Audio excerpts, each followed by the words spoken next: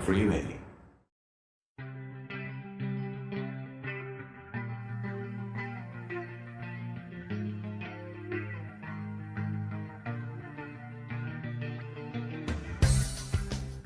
(21세기의) 키워드로 우리의 역사를 살펴보는 시간, 역사 데자뷰. 오늘도 공간역사연구소 박광일 소장님과 함께합니다. 안녕하세요. 안녕하세요. 조선시대에는 모기를 어떻게 쫓았습니까? 어떻게 쫓았는지는 모르겠는데 대체로 실패한 것 같습니다. 아, 실패했다고요? 우리 예. 조상님들이? 네네. 우리 조상님들이 실패한 것도 있습니까? 네. 그래서 그 모기들을 아마 굉장히 두려워했던 것 같고요. 제가 이제 예전에 문헌을 보다가 문장군이라고 적혀 있는 거예요. 문장군. 그래서 이 문자가 한자를 보니까 모기 문자더라고요. 한자로 모기를 문이라 그러거든요. 그 조그만 놈들이 한자로도 있습니까? 그럼요. 한자로 모기 문자가 따로 있다고요? 그렇습니다. 그런데 이제 이들을 장군이라고 불렀던 얘기는 굉장히 두려워했다는 얘기고 결국은 퇴치에 실패했기 때문에 그들을 무서워하지 않았을까. 그래서 한밤중 새벽에 웽 울리면 네. 진짜 어느 전쟁에 쳐들어온 장군보다 무섭겠다라는 생각은 했고요. 아니, 저는 그 2차 세계대전 때 사용된 B-52 폭격기보다 귀에서 앵앵거리는 모기 소리가 더 무섭습니다. 네, 그래서 이제 실제로 경주에 보면 이제 월성 북쪽은 알천인데 남쪽에 남천이라고도 하지만 사실은 그걸 모기가 많아서 그런지 모기내 한자로는 문천이라고도 해서 그러니까 이제 모기들이 물 개울가에 이제 많이 많으니까. 이제 사르니까 그런 어떤 모습들이 있어서 대체로 실패했던 것 같습니다. 이 시간을 진행한 이후로 처음으로 실망스럽네요, 우리 조상님들이. 모기 퇴치에 실패하셨다니. 자, 오늘 이야기는 모기 이야기는 아니고요. 네, 한국고용정보원에 따르면 우리나라에는 직업 개수가 한 16,000개 정도니까 공식적으로 등록돼 있는 그런 직업의 개수가 16,000개가 좀 넘는다고 하는데 매년 뭐 새로운 직업이 또 생겨나고 사라진다고 합니다. 조선시대도 그런 직업들이 있었을 것 같아요. 네. 조선시대는 있었는데 지금 사라진 직업이라든지 혹은 있었는데 지금까지 명명을 잇고 있는 직업, 어떤 것들이 있을까요? 네, 그래서 이제 말씀하셨던 것처럼 계속 이어지는 직업도 있고요. 그다음에 조선시대라는 어떤 특수한 상황, 시대적인 상황 때문에 존재했다가 지금 이제 사라진 직업이 있는데 사실 이제 요즘에 이제 직업에 대한 얘기를 할 때 이제 한때 그런 논쟁이 있었잖아요. 즉 네. 일자리로서 직이 중요하냐, 하는 일로서 업이 중요하냐, 뭐 이러면서 사실은 이제 업이 더 중요하다라고 얘기를 했는데 이제 최근의 반론은 직이 더 중요하다. 어디서 일하느냐가 더 중요하다. 그리고 이제 최근에 이제 다시 거기에 대한 또 반론은 직과 업 둘 다 사람에 따라서 다를 거다. 이제 이런 어떤 평가들을 하게 되는데요. 네. 이런 얘기들을 조선시대 가서 하면은 약간 좀 부질없는 논쟁이 될 수 있습니다. 네. 왜냐하면 신분이 직업이기 때문이에요. 신분이 직업이다. 네, 그래서 우리가 보통 이제 조선시대를 가리켜서 산업공상이라고 얘기를 하는데 그렇죠. 언뜻 보면 이게 직업 구분 같지만 사실은 신분 구분이기도 하죠. 그러네요. 네. 이게 선비는 이제 양반들이니까. 그렇죠. 평민들은 농부 아니면 장사하는 사람이거나 아니면 기술자, 장인이거나. 네. 장인들. 그러니까 이제 소수의 전문직을 가지고 있는 중인들을 제외하고는 거의 대부분 산업공상으로 평가를 해도 이제 큰 무리가 없다. 그런 의미에서 양반, 이제 선비들도 그거를 하나의 직업으로 볼 수 있지 않겠느냐. 이런 이제 주장도 있는 거죠. 아니 뭐 상인, 뭐 농부, 뭐 장인도 이제 기술직이니까 뭐 거기까지는 이해하는데 선비도 직업입니까? 그러니까요. 그러니까 이게 사실은 이게 직업이라고 보기에 좀 어렵죠. 엄밀하게 얘기하면은 수험 준비생 그렇죠. 정도로 봐야 되는 거고 과거에 합격을 하게 되면은 관리라고 하는 이제 직업을 갖게 되기 때문에 네. 거의 대부분 지금 기준으로 보면 학생이거나 무직으로 봐야 되지 않을까 이런 생각들을 하는데 다만 이제 그 직업이 계속 그 신분으로서 유지되기 때문에 대체로 지주인 경우가 많으니까 네. 아마 소수는 지주로서 땅의 주인으로서 어떤 이익을 얻지 않았을까 이제 이런 생각들이 드는데요. 그다음에 이제 또 하나 생각해야 될 게 조선시대가 지금과 좀 다른 점이 여러 직업들이 존재를 합니다. 그런데 그 직업들의 고용주가 국가입니다. 직업의 고용, 기업이 아니라. 그렇죠. 거의 대부분 그러니까 예전에 직장을 다녔던 사람들은 신분의 높낮이는 있을지 모르지만 공무원인 거죠. 이게 봉건주의 사회니까. 그렇죠. 그러니까 예를 들어 양반들이 합격을 하게 되면은 관료가 돼도 공무원이죠. 그렇죠. 그다음에 이제 예를 들어 이제 평민들이 이제 예를 들어 이제 그 금화군이라고 하는 지금으로 치면 소방관이 되는데 여기도 공무원이 되는 거고요. 네. 예를 들어서 내가 어떤 직업을 갖기 위해서 궁녀가 됐다. 이것도 공무원이고요. 그다음에 이제 천민으로서 소금을 굽는 사람들이 있습니다. 염전에서. 네, 그걸 염간이라고 하는데 사실은 이 사람들 자기 몸을 세금으로 국가에 바치는 천한 존재지만 공무원의 어떤 신분하고 비슷한 모습들을 보여준다는 점에서 그런 면에서 볼 때 우리가 알고 있는 지금의 어떤 직업 세계와는 격차가 굉장히 클 수 있겠다. 이제 이렇게 볼 수가 있는 거고요. 그러니까 조선시대의 거의 대부분의 직업들에 대한 관할, 어떤 산업에 대한 관할을 국가가 다 맡아서 했기 때문에 그렇죠. 대부분의 직업인들이 거의 공무원 혹은 준공무원 그렇죠. 위치에서 일을 해야만 했다. 그러니까 예를 들어 뭐 유명한 뭐 중인들의 직업 가운데 역관 같은 경우도 사실은 국가에 소속되지 않으면 특별히 일을 할 수 있는 공간이 없는 거죠. 그러네요. 예, 그래서 그런 어떤 내력들을 볼 수가 있고요. 그다음에 이제 민간에서 이제 직업들이 존재한다라는 얘기들이 있습니다. 예를 들어서 이제 뭐 시신을 묻어주는 승려를 매골승이라고 하는데 그런 직업을 가지고 있는 사람들. 네. 그다음에 이제 약초나 산삼을 캐는 신만이. 신만이. 그다음에 이제 떼돈이라고 하죠. 강원도에서 나무를 잘라갖고 뗏목을 만들어서 그거를 서울 마포에 와서 팝니다. 광나루나 이런 데서. 그러면 어마어마하게 큰 돈을 벌거든요. 아, 그걸 떼돈이라고 그러는 거예요? 떼를 가지고 와서 돈을 버니까 떼돈이죠. 아니, 뗏목. 그걸 왜 이제 알려주십니까? 여태까지 모르고 살았는데. 아, 그게 많아서 떼돈이 아니라 네. 떼를 가지고 와서 돈을 번다 해서 떼돈. 네, 그러니까 나무를 묶은 걸 떼라고 얘기를 하니까 그래서 우리가 뗏목 이런 표현을 쓰는 거잖아요. 그걸 이제 한 줄에 한 10개 정도를 묶은 걸 20개 정도 갖고 오면은 20개 기차처럼 이어서 오면 한 200개 정도의 나무를 파는 거니까 굉장히 큰 돈이 되는 거죠. 정말 저의 인생은 소장님을 만나기 전과 후로 나눌 수가 있습니다. 이전까지 얼마나 무식하게 살았는지. 네.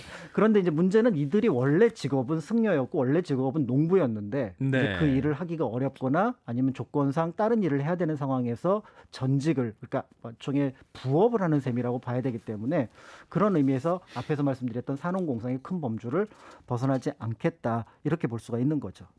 그렇군요. 야, 이 직업만 가지고도 그 시대의 어떤 시스템이라든지 그렇습니다. 어떤 국가의 운영 방식들을 우리가 또 이해할 수 있다.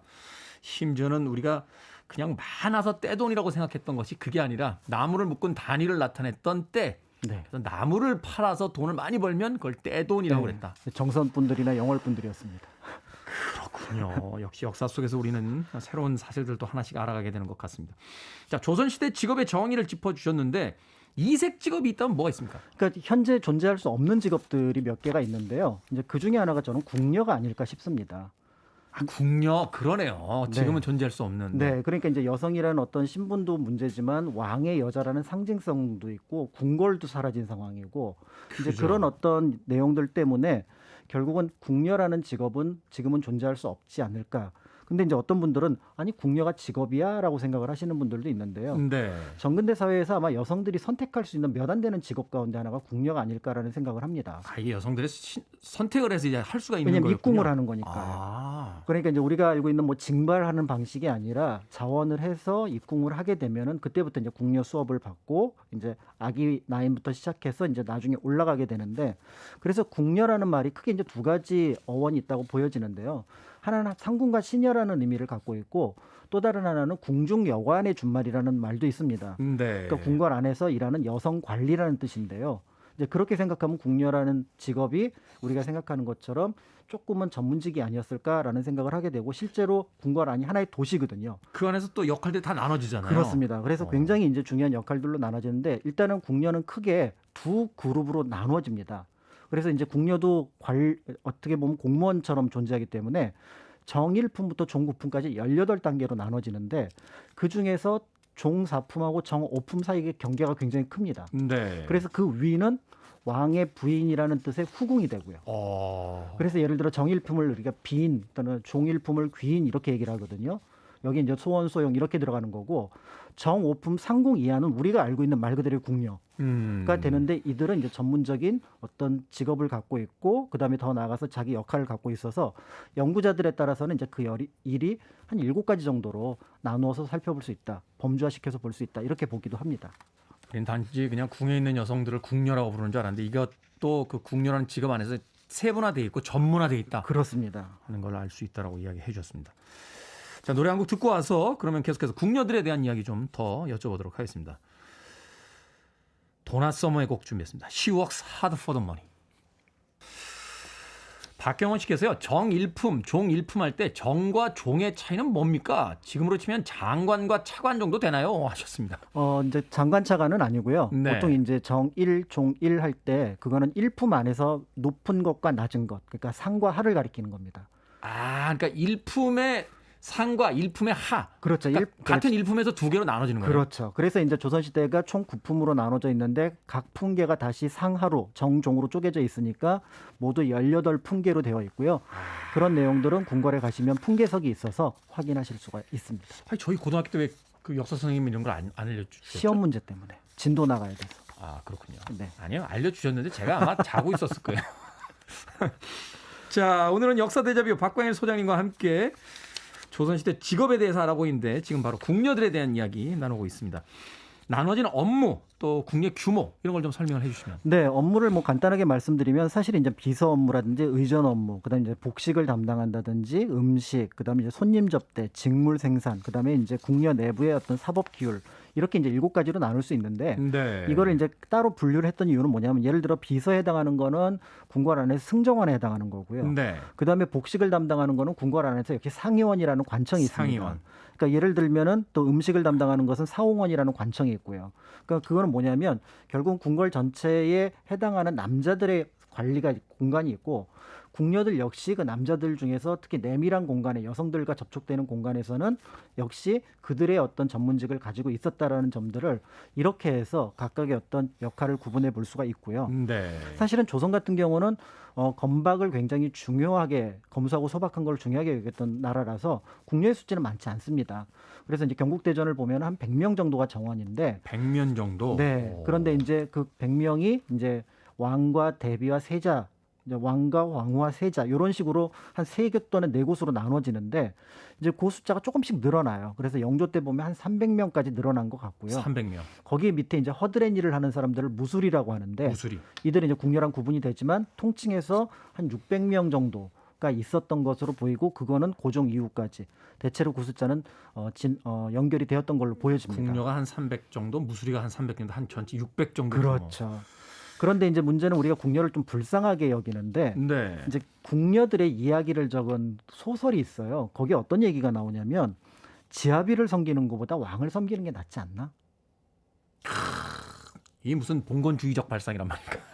그러니까 이제 남편이라고 네. 늘 좋은 남편만 있는 게 아니라 막 아니니까. 언의를 내세우는 남편도 있고 괴롭히는 남편도 있는데 그냥 멀리서 그냥 왕을 섬기는 게 하나의 어떤 나의 삶의 방식이 될 수 있다. 이제 이렇게 얘기를 하기도 했었고요. 네. 가끔은 이제 궁궐에 있는 그 천민들, 노비들을 데리고 밖에 나가서 좀 위세도 부렸다. 이런 기록도 남아 있으니 이제 그들을 하나의 어떤 직업인으로서 생각을 하고 궁궐을 보신다면 조금 더 색다른 시각으로, 조금 더 정확한 시각으로 그 시대를 보실 수 있을 것 같습니다. 말하자면 이제 시대 자체를 좀 이해를 해야겠죠. 그렇습니다. 지금 같은 어떤 민주주의 시스템이 아닌 봉건주의 시대였기 때문에 네네.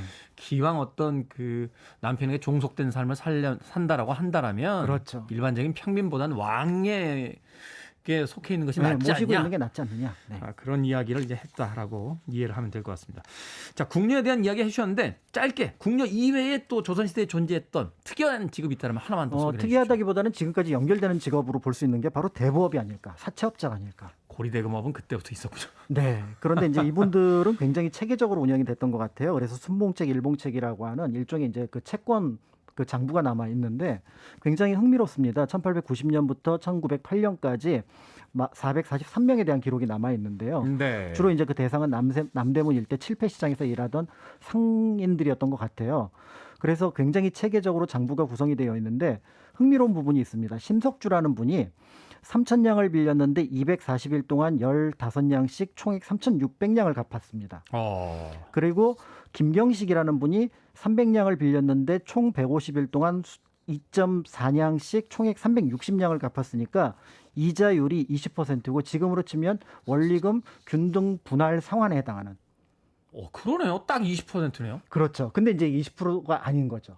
왜냐하면 우리는 이자를 연으로 계산을 하는데 여기선 240일과 150일이니까 1년이 되지 않으니까 그러네요. 실제로 이자를 치면은 40%에서 50% 정도로 약간은 이제 고리에 속하는 부분들이 있는데 약간이 아니고 이 정도면 엄청 고리입니다. 그렇죠. 그렇지만 형식적으로 이제 20%로 규정이 되어 있었고 당시 법에 따라서 20%를 넘으면 곤장을 맞는다. 이런 기록들이 있어서 그 규칙을 지켰던 것 같습니다. 네. 국가에서 그래도 이 이자율을 좀 통제를 하려고 노력했던 그런 부분이 있었다. 씁쓸하네요. 고리대금업이 그때부터 있었다는 것도. 자, 역사 데자뷰. 오늘은 조선시대 궁녀와 사채업에 대한 이야기, 공간역사연구소 박광일 소장님과 이야기 나눠봤습니다. 고맙습니다. 감사합니다.